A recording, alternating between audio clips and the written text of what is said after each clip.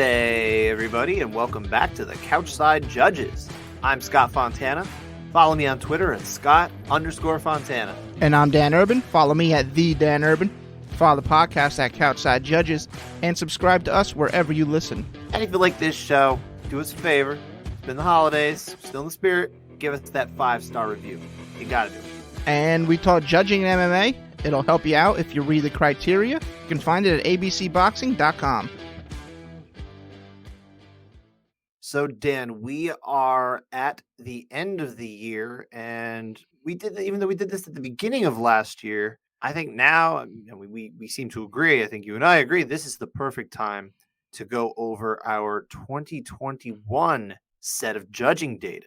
All the data, all the numbers you've been keeping track of all year. Crunching all year. I got a massive spreadsheet. It's got tens of thousands of data points in it, not from this year alone, but from past years as well.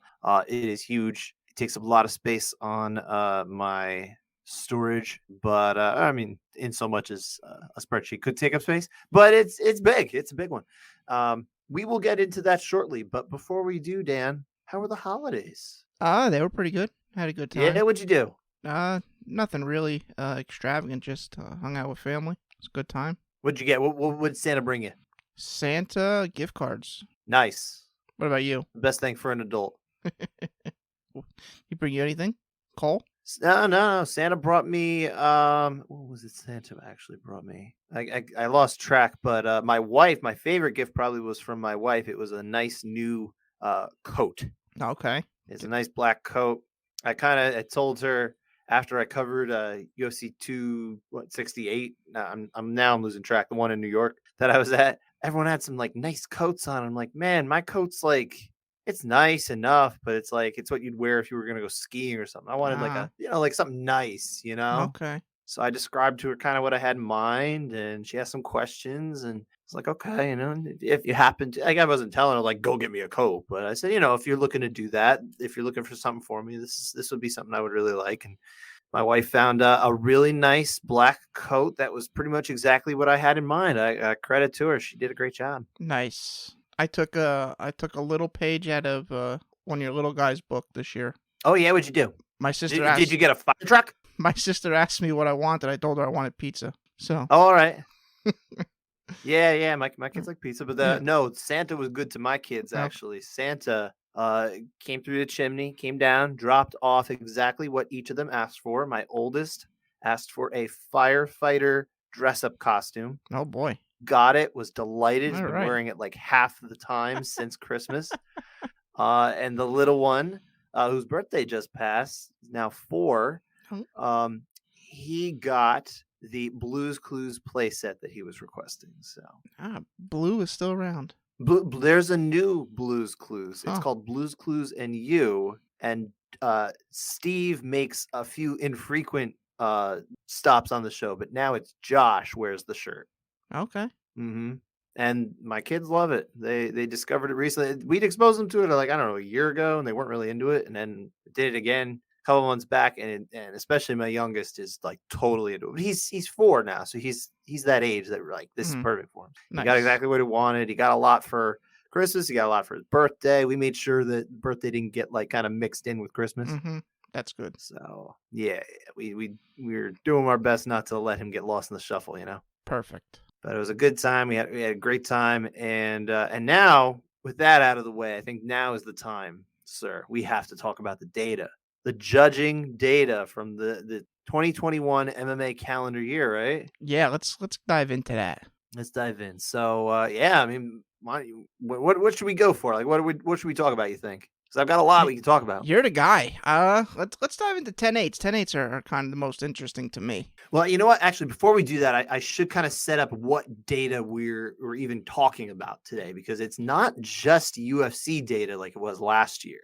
So where we're at is I was able to, and it will be mostly UFC. I understand that UFC is still the market leader, and we talk about them a lot more. But then we also have data from Bellator and PFL. So the UFC data consists of 1,023 scored rounds from 2021. Bellator had 376 scored rounds, but there are 20 of these that I do not have the exact data as to judge, whether it was, a split round or anything like that. So almost entire Bellator here, but we're only working with 356 out of 376 rounds when I talk about Bellator. And then we do have all 187 PFL scored rounds from this year. It's a lot of rounds. All told, yeah. I mean, we're talking about, anyone somewhere in the neighborhood of 1,500 rounds, which more or less was what we were talking about last year with just UFC alone. But that, when we talked about it last year, that was actually 2020 plus a good chunk of 2019. This one, I chose to isolate it to 2021. All right. That's so. But yeah, and even before we kind of dive into, I really ought to give some thanks out for the fact that we were able to get this data. UFC has been sharing their scorecards all year through their @UFC News Twitter handle, and that's been terrific. Ever since they started doing that last year, it has made gathering information and sharing the information with people at large a lot easier. And I really kudos to the UFC for doing that. They didn't have to, but they did, and it's great. Bellator, they've been better in recent months, but I think a lot of that has to do with, I'm going to take credit for it. I was pestering them more or less about kind of getting these rounds up. I mean, they have an account, Bellator, @Bellator PR. It's a Twitter handle that they would share most of the completed decisions, but they wouldn't share, partial round scores. And sometimes that would include title fights where it was very interesting and you'd like to know. Still weren't always the best, but I think they got better thanks to, again, my pestering and also my pestering through the MMA Journalists Association as well, because I kind of recruited their help a little bit to maybe give a little pull. Nice. It helped a little bit. So, but again, I think Bellator is getting a lot better, and I do appreciate what they do. So thanks for that. PFL, they share their scorecards with media, and actually they do it rapidly. Sometimes, and I think one in particular, they actually had the scorecard in their system shared with media before it was announced on TV. I mean, we're talking by moments, but like it was very surprising. I'm like, oh, I got it first. That's wild. It's like getting a spoiler. A little bit, yeah. Yeah.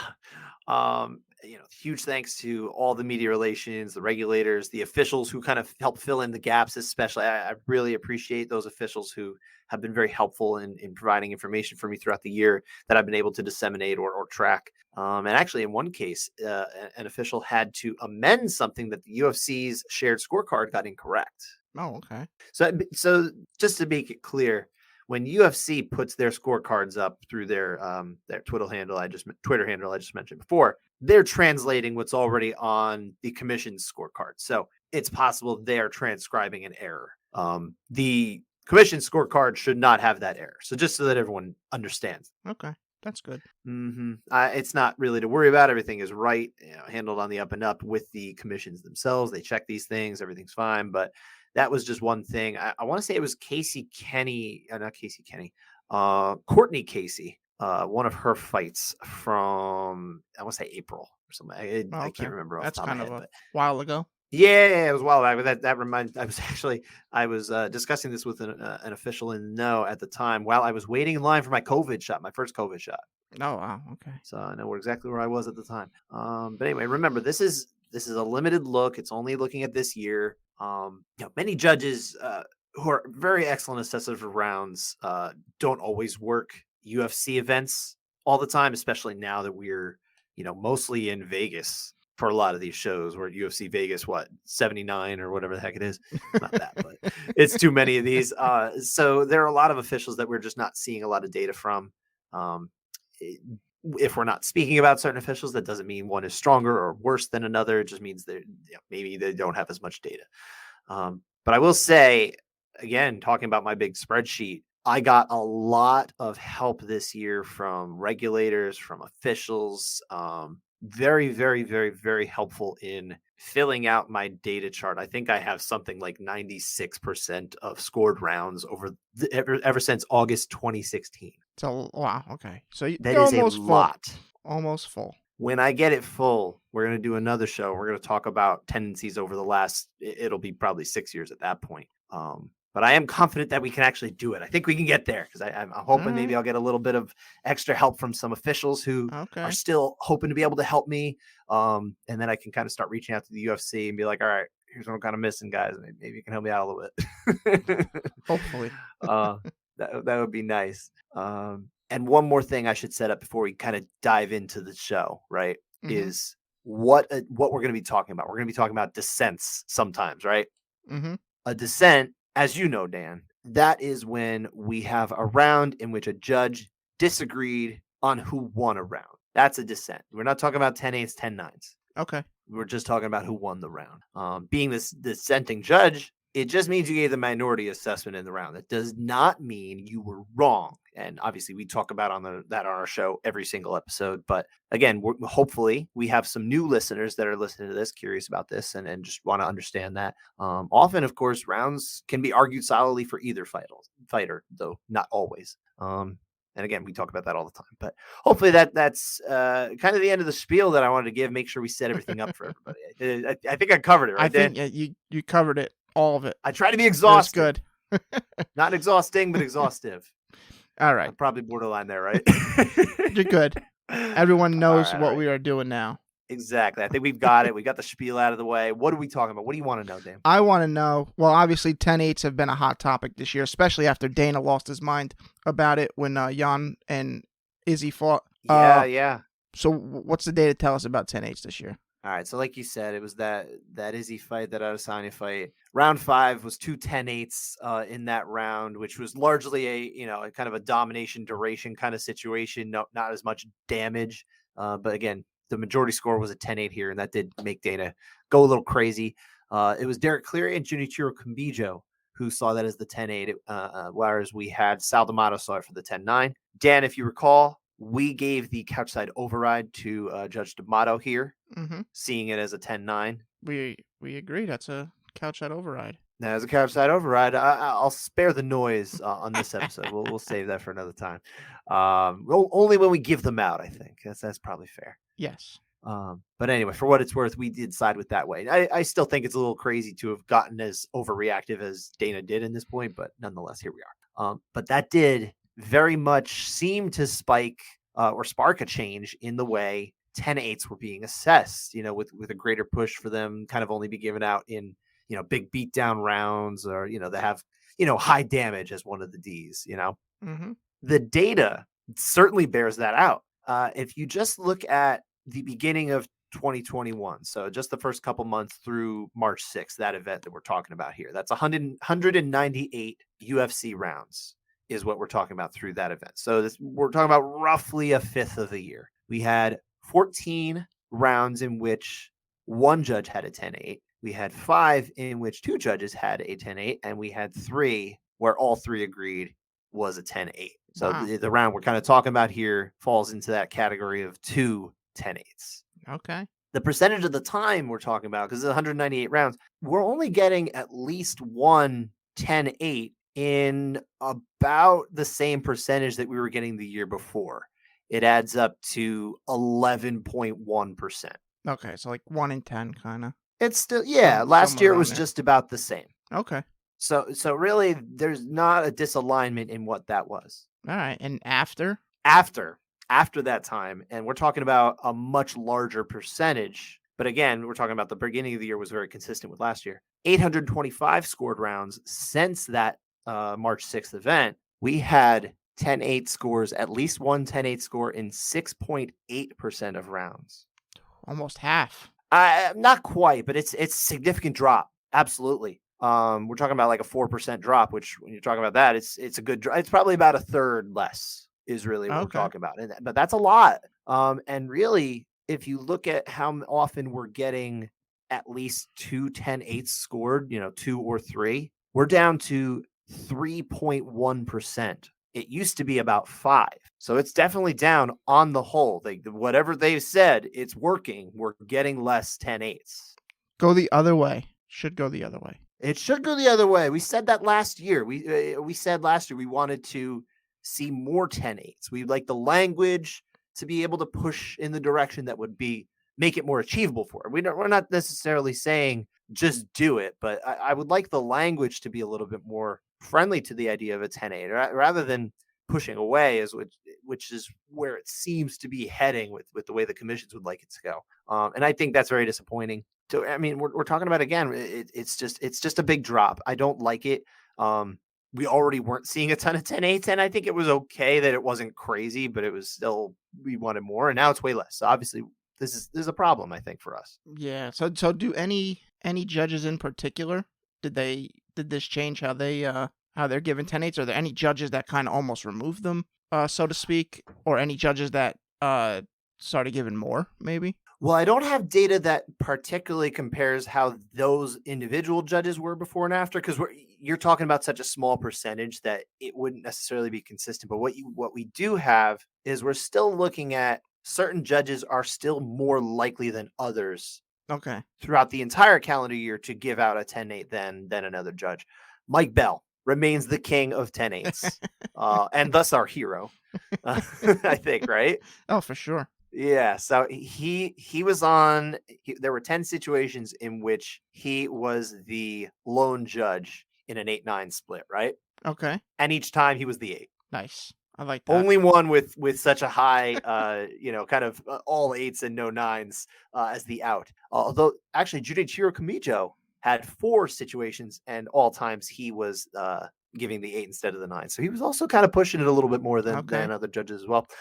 Eric Colon, also well known to give more 8s than 9s in his situations. He had 7.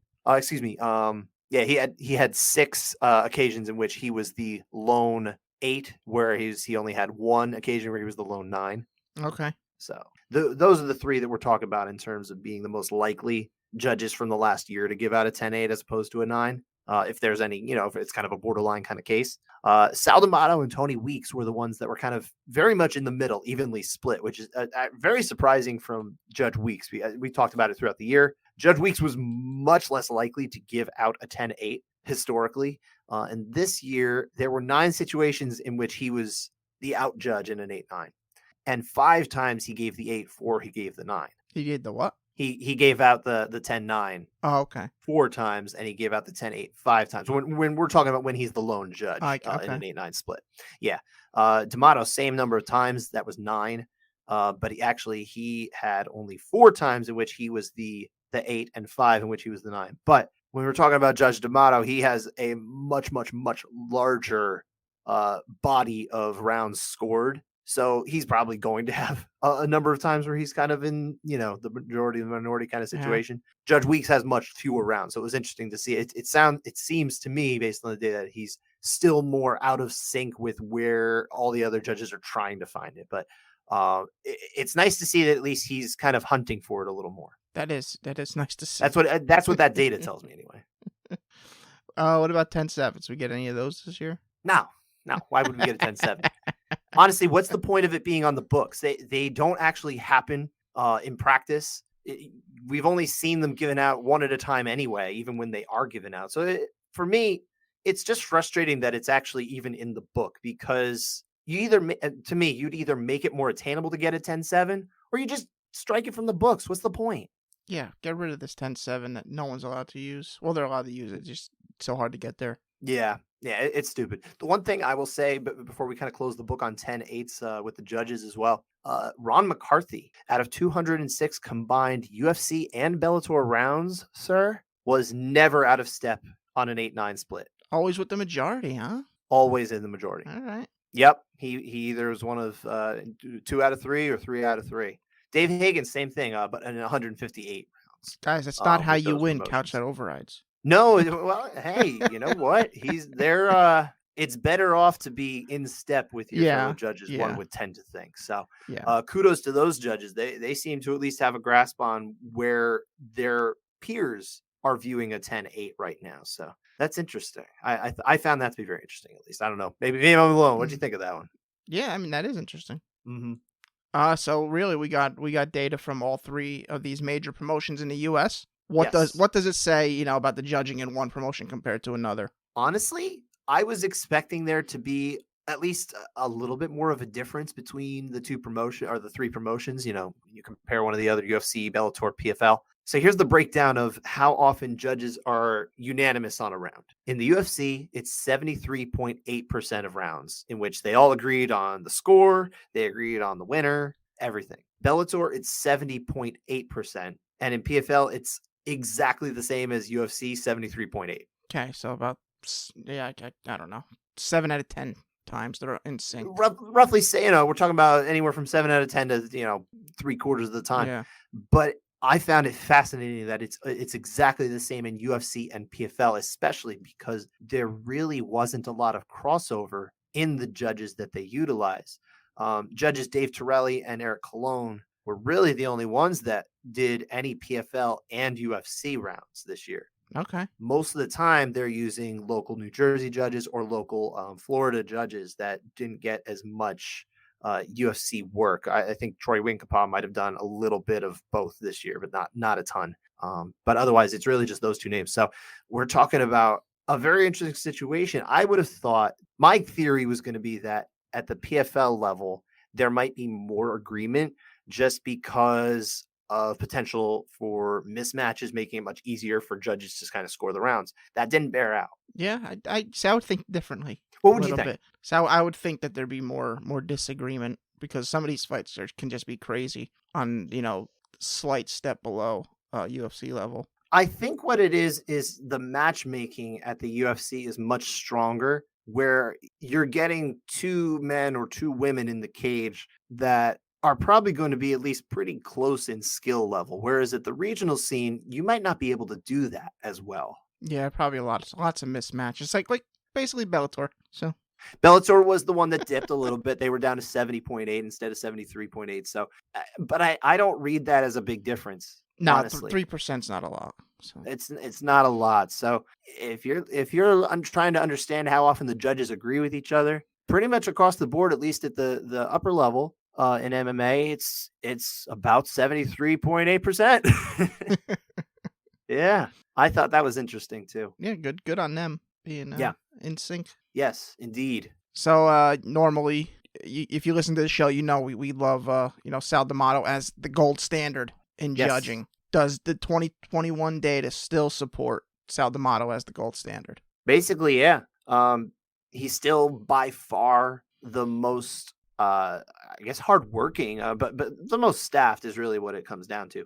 Not to say that other judges don't work as hard as Sal D'Amato, but he's at every UFC event, basically, and he did some Bellator as well. So on the whole, he turned in 517 individual round scores across those two promotions this year, which was 6 fewer rounds than last year. Hyper consistent. Very, very consistent. In those 6 rounds, he probably were 1-round finishes where he didn't get to turn anything in. So something like that. I mean, when you got that number, I mean, you're obviously working the same amount, but and he was still well ahead, more than 100 scored rounds ahead of Mike Bell, who was second most at 382 across UFC and Bellator. Mike, but again, it might just be a little higher too with Mike. I believe there's a couple that I didn't have the full scored round with. I have to double check, but remember, we're missing 20 rounds of Bellator. Okay. So, but only Bell, Junichiro Kamijo, Eric Colon, and Derek Cleary were on at least half as many rounds scored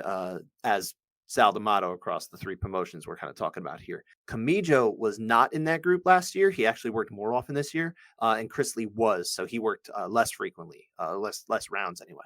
Okay, so Kamijo's kind of moving up, it seems. He's working more, at least. Yeah. I mean, that's what that says. It just says he worked a lot more rounds and events probably this year. Is what it came down. So I think Chris Lee worked less, but again, it seems like Kamijo was more available for more this year, and good too, because he's done good work. One real quick note about Sal before we move on to the next judge. Judge D'Amato worked 44 5-rounders across UFC and Bellator this year, which is one more than he did the year before. Almost one 5-round fight a week. Almost. Yeah, basically on average at least. And the only others with at least 20 across those promotions were Kamijo with 27, Cleary with 24, and Bell with 20. Others in double digits were Lee at 14. Brian Miner had 11, a lot of them being in Bellator. I think all of them actually were in Bellator. Ron McCarthy had 11, and Eric Colon had 10. So nobody else had more than 5. Those are, if you're talking about a 5-round fight in the major promotions, you're really only talking about these judges most of the time. All right. Seems that way. I mean, if it feels like they're always that's the names that you hear the most. So sure, absolutely. I mean, that to me says they have a lot of trust from the regulators. Oh yeah, for sure. The next name I do want to highlight, though, is actually Judge Camijo. Okay. He only worked UFC rounds because he's a Nevada judge, no Bellator or PFL in the state of Nevada this year. And he was still second, like we said, in 5-rounders worked. He was third in overall rounds across the 3 promotions as well. But most impressively, he had by far the best dissent percent this year. Easily the best. 3.5% of the time is when he dissented from his other judges on the round winner. We're talking about here, remember? Wow. That is significantly better than Mike Bell, who was next best at 5.15%. Judge D'Amato was third, 5.88. We're just talking about UFC rounds here, by the way, and it's with a minimum of 5 UFC rounds scored. That was kind of my cutoff here. Okay. Brian Miner only got 63 UFC rounds, but his percentage was really impressive too at 3.17. Wow. Very, very, very impressive. Solid judge in there. And actually, Judge Camijo was also the best percentage when you go across the 3 combined promotions as well. So even though it was only UFC, he was the best of all of them anyway. Doing good work. So I mean, we'll give out our judges probably next week. I would think Judge Camijo has to be pretty high up there in the Judge of the Year, right? He might be getting some awards. There's potential for it. We'll have to discuss that and have our little fight about it, and then we'll figure it out. Who else should we talk about, sir? This is a fun one for you, sir. Doug Crosby. Oh, okay. We're gonna bring up Doug here. This might surprise some people who've listened to our show regularly. Dan and I, for lack of a better word, we kind of rag on Judge Crosby. There's a lot of weirdness that comes along with Doug Crosby that we've seen in interviews with Chael Sonnen. We all know about the Judging Genius rant from 11 years ago, almost 12 years ago now. Seems like a quirky guy. But what's very interesting from a data standpoint is his combined percentage across UFC and Bellator, which he worked almost equally, ranks 3rd among judges. 3rd. He is very frequently in agreement with his other judges. And I find that bizarre because it seems like he doesn't view judging in the same way that other judges do. Yeah, I would agree with that. It's just a wild kind of mix of what you'd kind of expect and what actually bears out. So, I mean, credit to him. He's ending up on the right page with the other judges. It just doesn't seem like he gets there in the same way. Takes a different path. At least based on this year and based on his overall work. So if we break that down, because again, it's kind of equal between UFC and Bellator. Okay. In Bellator, he was only dissenting 3.66% in 82 rounds. So obviously in Bellator, he's very much is seeing it the same way. Now, these are same fights, but that's just the way it worked in Bellator. In the UFC, though, that percentage across 77 rounds was 7.79%. So a much more natural percentage. 7 to 8 is not a bad percentage to have among top judges. It's perfectly fine, but it's not, kind of that under 6 range. When anything under 6 means that you're very much seeing things the same way, and it would seem to indicate to me, and maybe I could be wrong, I don't want to spread misinformation, but it sure seems like that puts you in kind of that upper echelon gold standard kind of range. Okay.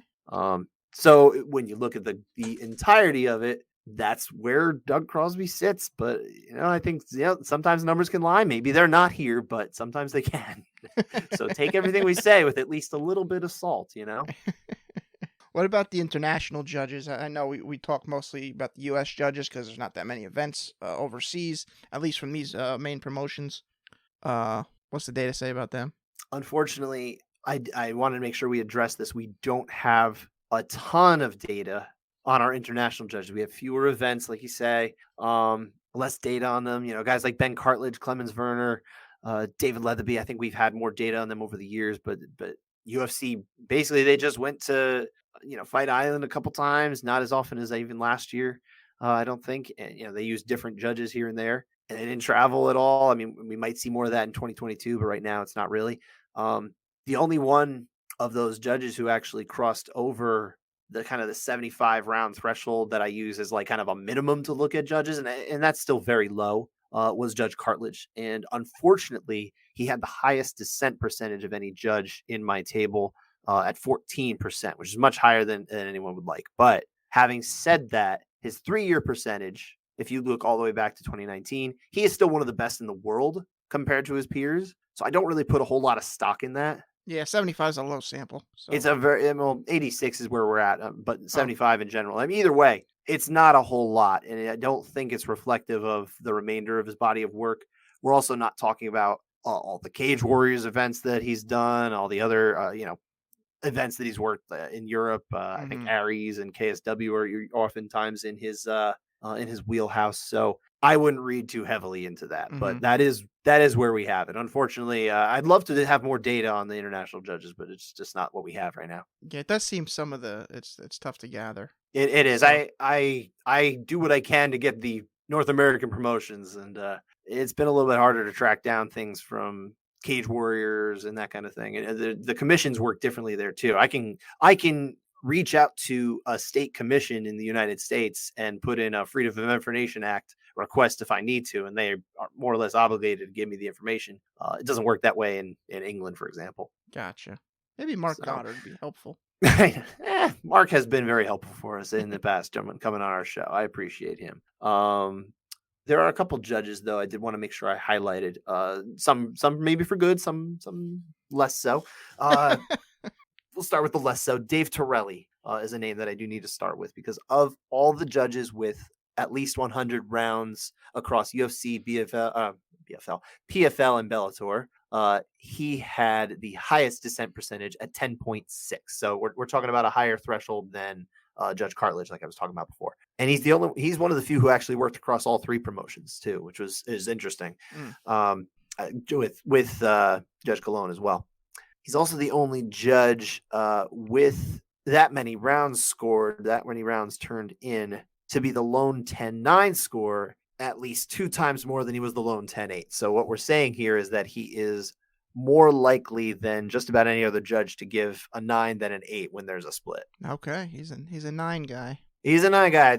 Based on this data, that doesn't mean everything. It's 1 year and it's still kind of a smaller percentage, a smaller sample size. We do have to highlight though that Judge Torelli and Judge Donnie Cartlage, who's another New Jersey-based judge, doesn't typically travel very far for judging-based work in the country. But they were the judges who awarded Gleison Tebow that infamous victory over Rory McDonald in PFL back in June. Eric Colon was had the decisive round 1 for McDonald. We awarded a couchside override for what that was worth to Colon here, seeing this one for McDonald. And this basically, at the time, this was about as close as we were going to get to using the R word. It really, this was a close one for that. I still think it's not a good score to go that way. So, none of this adds up necessarily for Judge Torelli being a bad judge. I don't want to go that far. I don't like to label that because I don't think it's my place to label a good judge and a bad judge. But it's all that combined, it's not as ideal. You mean you don't want to fly off the handle and label someone a bad judge? It's not the way I like to do things, sir. I like to like the rest of the population? No, it's not my place. It's not my place. The commissions need to decide that. I'm just kind of interpreting data and interpreting what I see. I would say I feel more confident with other judges. My dream team remains Sal D'Amato, Junichiro Kamijo, and Mike Bell. If I'm in a title fight, I want those 3 on it because I think they're the most likely to get you to the winner that ought to be there. They may not agree on everything, but I think you're going to get as close as you can. All right. With honorable mention to several other judges as well outside of that group. I'm talking about Derek Cleary, Ron McCarthy, Brian Miner, Tony Weeks, Dave Hagan. These were judges who in 2021 actually had dissent percentages lower than 7, which is still strong. Improving for Dave Hagan. Dave Hagan improved over last year's percentage. That's good. The dissent percentage, it doesn't mean that someone got better or worse as a judge. All it means is they were more in lockstep with their other judges. Yeah, that's all that means. They saw it more that way, the majority. Which is ideal. I think most judges would typically like to see it the same way as their peers. They don't want to be the one who's the out judge. So that's all that means. It doesn't mean someone got better or worse. They're just in more lockstep. But I was glad to see judges like Brian Miner and Chris Flores too. Out of Arizona got very few rounds in Nevada, but they came over to Nevada this year. And that was nice to see. Also coming to Nevada this year was Doug Crosby. That was a little weird. Doug made it to Nevada. Didn't expect that. It is what it is. We're gonna see more Doug Crosby rounds in the future. I don't know that was ideal, but it is what it is. You know what I noticed? But again, if he's landed on the right side most of the time, I guess it's okay. It's just weird. We kind of saw a little bit less of Rick Winter this year. Rick Winter. No, he was working enough rounds. He worked a lot early in the year. I kind of felt like he wasn't there as much towards the end. No, he was still there, honestly. Here and there, you'd see him. I think he was on the last show of the year, actually, and he ended up scoring 105 rounds in the UFC this year. So he was one out of 14 judges who turned in at least 100 rounds across the three promotions we're talking about. So he was the 14th out of them. Judges Adelaide Bird and Torelli and Hagen, Crosby, Weeks, Minor, all these people, they had more than he did, but he was still in that mix. And solid judges all around here. There really aren't as many. That's look. The public will make decisions. They will on certain judges. I think we've seen some less defensible scores from certain judges this year. I think Adelaide Bird kind of made a couple of ones where we were less likely to defend it, right? But I still don't think I don't think Adelaide Bird even turned in any rounds where we were like, that's a bad score. Do you remember any? Not off the top of my head. I don't think so. Yeah. We should keep better track throughout the year. We should make note when we're kind of like iffy on it, so we can kind of revisit those at the end of the year. Maybe that can be an end of the year for next year's show. I know I teased the idea of trying to keep track if any judges had grappling or striking preference. I was like, this is going to be way too much work. You're not much of a data cruncher, I see. It's just so much. I'm shocked you put so much heart into it. So I do. I probably put too much time into it. But I love these guys. I like spreadsheets and stuff. I like crunching data. I find it interesting. And I think it's important for people to understand what they're seeing. And look, if someone wants to say, Sal D'Amato, he's always going against everybody. He's always wrong. It's like, well, you know what? He turns in more rounds than anybody. So you hear his name more, but his percent's still very low. He's mostly the same as all the other judges. The funny thing is someone, when the Angela Hill last fight said, who scored at 30-27, Dan Ige? He responded, he goes, Sal D'Amato? I was like, oh, come on, Dan. What are you doing? They don't know anything. They fighters. They know how to fight. They don't know what the judges are doing. Hopefully some of them listen to this. I hope they're learning. Basketball But I players. mostly hope that they're reaching out to other officials and learning. Because that's where you really learn from. You don't learn from us. You learn from the officials. Yeah. But really, I'm most kind of excited about this. I want to know who got the most couchside overrides this year. Oh yeah, the couchside override. So I talked about the couchside override a little bit before. If you're a regular listener, you know what it is. If you don't, essentially that is what we give out each week when Dan and I go over the mostly UFC cards. Sometimes we'll go over to Bellator as well. If there is a split round and Dan and I see the round the same way for the judge who was the lone judge, we're essentially turning that over into a majority. We're overriding it. We call it a couchside override. That is how. Yes, indeed, sir. Thank you. You can do the noise. I usually do the noise, but I'll let you do it this time. That doesn't mean that we think that the two judges were wrong. It just means we think the better argument can be made for against the majority. Really, is all it is.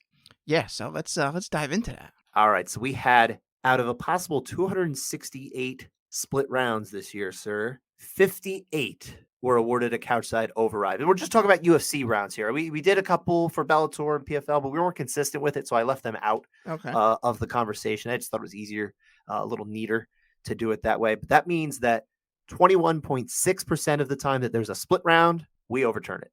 1 out of 5, more or less. But on the whole, if you look at the number of rounds overall, which in the UFC, again, we're talking about 1,023 total scored rounds, only 5.7% of UFC rounds overall would we overturn if granted phenomenal cosmic power. All right. It's not very often. That's not a lot. Most of the time, the majority's getting it right. In our opinion, anyway. Our opinions are what they are. Everyone has them. And we're sitting in our couches and we're not watching the same way. We don't get the same feedback and, all the other stuff everyone must keep in mind. But yeah, having said that, the winner of the most couchside overrides in 2021 in the UFC was, who do you think? I kind of feel like it's Eric Colon. Nope, it's Sal D'Amato. Oh, okay. It makes sense. He's You're playing the percentages here. Yeah. He's most likely going to do it just with sheer numbers. of rounds here. But it's funny you do mention Eric Lone because he was second with 9 and he had much fewer rounds overall. So we were more likely to overturn his rounds than pretty much any other judge, percentage-wise. That's what I mean. It kind of felt like that. But I should say. How many did Sal have? Sal had 12. 12. Okay. Couch side overrides out of 58. So the percentage is about 20%, little more than 20% of them. All right. Again, he does a lot of rounds. He's on one of every 3 rounds basically in the UFC. Eric Lone had 9. Chris Lee was the only other judge with more than 4. He had 6. Okay. And Doug Crosby, once again, he only scored, out of judges that only scored at least 75 rounds, he's the only one who didn't have an override. No overrides. No overrides for Doug Crosby. You want to say we're biased, fine, you can say that, but we're not. This is just kind of the way it works. We couldn't find as good arguments for his. It's just the way it is. I mean, I did score some rounds with him where Scott didn't. So sure, I did pick him a couple times, but not override. No, sorry, that's not how it works. But that is it, sir. That was the data we crunched. We in our previous one that we did in episode 83, we talked about tendencies at certain weight classes among the genders. I didn't see enough changes in any of that I thought we needed to revisit it. I think if you're interested in that kind of thing, you should go back to that episode. I do highly recommend you go back to that episode as well if any of this interested you, or if you're just curious. That will tell you more or less the tendencies for, again, gender and weight class. But that nothing's really changed. Okay. And I must say again, if you have any requests for us to cover something we didn't cover in this episode related to maybe data, you got any questions, you got any corrections, something we can address in a future episode, please reach out to me by email at Scott_Fontana. That is my Twitter. That is also my Instagram. And you can email me at scottrfontana@gmail.com. Yes, I've seen this spreadsheet. It's massive. There's probably a ton of data we didn't really touch on here. And if you have questions, I'm sure Scott has the answer. So absolutely. I mean, I certainly try to get them if nothing else. And again, I would really love it if anybody else is able to help me fill in some of the gaps that I have in my data from the last 5 years of UFC. I'm really close, guys. I feel like I can fill this out and we can get a real read on how judges have judged over the years. And this would be a way for you to sit there and be like, hey, look, if you want to complain about a judge, or if you want to say, hey, this judge is smart. I mean, maybe you're wrong, but that's not the way it works. But you can at least look at data and say, hey, this one's always in agreement. Hopefully that will help educate people to understand that just because you hear Sal D'Amato's name all the time doesn't mean he's wrong. That's true. Just means he's wrong more often because he works more rounds. He's there all the time. He's there all the time. He's still got a high percentage. That's the way it is. Nothing would change in terms of my top judges, like I said. Yep. Well, we'll dive into that next week, right? Probably do the judges next week. Yeah, absolutely. We'll do our awards. We'll have some fun. We're still killing time before fights start up again. In I believe it's January 15 is the first UFC card, followed by the first pay-per-view the week after. Yeah, Cater Chikadze. That's right. That'll be fun. We got some time. We'll deal with that later. And it might change. Any other questions I didn't address, Dan? I think we covered just about all of it. All right. You got any New Year's plans? I'm gonna eat and I'm gonna watch football games. Hopefully they play. Nice. All right. So yeah, we'll see. See how many drop out because of COVID. Omicron ruling the world. All right, that does it for the data show of 2021. We'll be back again in 2022, which is next week.